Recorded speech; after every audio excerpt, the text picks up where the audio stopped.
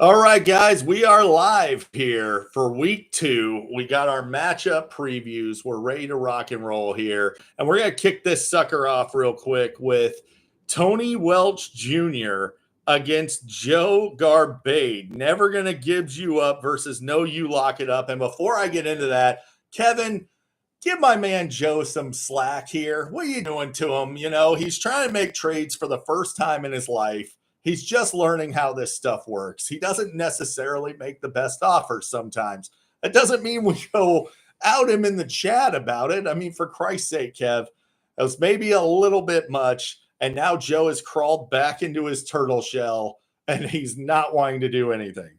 So, congratulations, Kev. You have sabotaged Joe for the rest of us. But now here you got Tony Jr. versus Joe. And I got to tell you, I love Baker Mayfield in what should be a shootout with the Detroit Lions. I don't think the Bucs offense can stop the Lions offense, and I don't think the Lions defense can stop Baker and the Bucs. So Baker had a great week 1, and I expect the good times to keep rolling. Great quarterback battle in this one with Anthony Richardson against the Swiss cheese Packers defense who can't stop the run to save their lives. And also have human burnt toast Jair Alexander at corner, who's going to get roasted again this week. So, who's going to score more? I don't know. That's a tough matchup for both of them. On Joe's side of things, James Conner should obliterate the Rams. Got to be worried about Amari Cooper, not because of Amari Cooper, but for however long Deshaun Watson is on the field. Yikes, Deshaun Watson sucks. He is the worst. So we'll see if Amon-Ra bounces back this week or if he actually indeed is not the wide receiver 1 anymore. Deebo Samuel, good matchup against Minnesota, especially if McCaffrey doesn't play. Deebo will get 6 to 8 carries, which helps him immensely. Jerome Ford, meh, he's okay. Evan Ingram, he's okay. Looking at Junior's side of things, Cooper Kupp might get 30 targets at Arizona. Chris Olave is borderline not startable at Dallas. That's rough. But I'm looking at Tony's team, and he really doesn't have anybody else to play at wide receiver. Might consider throwing Javonte into my flex and moving Godwin up, but, that's just me. What it really comes down to for Tony, does Achane play tonight? And if he does play at 100%? Does he get re-injured again? He seems to get hurt pretty easily. I mean, here we are in week 2 and the guy's already down. Bold prediction in this game. I am going to say that this is the highest scoring receiver matchup of the week. I think Amon-Ra bounces back. I'm expecting a big game from Deebo. Kupp and Rashee Rice, I expect big games for. But I also think that Amari Cooper and Chris Olave, by the end of the week, people are going to be wondering why they were drafted in fantasy at all. So who's going to get the dub? Tony Jr. ekes out the win against Joe. Sorry, Joe. Just the way it's got to go. I don't make the rules. Now, we got waddling to a title versus the Patriarch in a quasi-grudge match. We got Jared versus Senior, and they've been going at each other a little bit in the chat. Senior has his he's got his close, tight-knit relationship with Steve, and sometimes that leads him into a rivalry with Jason and Jared. So Jared here, what can I say about Jared's team that has not been said about Gaza? It's bombed out and depleted. He's got Puka Nacua on IR. Raheem Mostert's out. I mean, it's only week 2. The curse is strong, folks, and Jared's feeling it already. Terry McLaurin, yeah, it's an easy matchup. Does he have a QB that can get him the ball? Don't know. Ladd McConkey, I think, crushes the Carolina Panthers, but again, kind of tough because we don't know if they need to throw. They might be up by 30 at halftime. They might just not need to throw. Jalen Waddle, I'm expecting to get deep a couple times tonight. I'm going to predict over 100 yards for Jalen Waddle. Pretty cowardly, actually, of Jared to not start his boy Tua Tagovailoa, and he's rolling with Dak Prescott. Ugh, gross. But, look at Jared's team. He does have Saquon, and that's about it. So we'll move on to Tony Sr.'s team. And A.J. Brown and the Eagles are going to put on a laser light show on Monday night.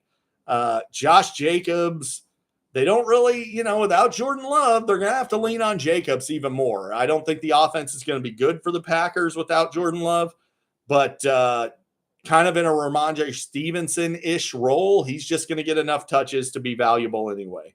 James Cook tonight, I'm thinking over 100 total scrimmage yards tonight for James Cook.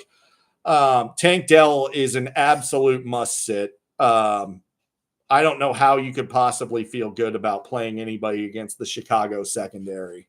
They are a nightmare to go up against. They have 3 lockdown corners. Absolute nightmare to go up against. So Tank's going to need to hit on a 60-yard touchdown to be worth it. Maybe he does, probably not, though. Garrett Wilson should have a coming out party this week, and I'm expecting Lamar to pad the stat box against the Raiders because he's trying to get another bullshit MVP that he doesn't deserve. So he'll pad the stats. So that being said, bold prediction, this is the biggest gap of the week in scoring. Senior wins by at least 30. That's my bold prediction. This thing's going to be over fast and quick.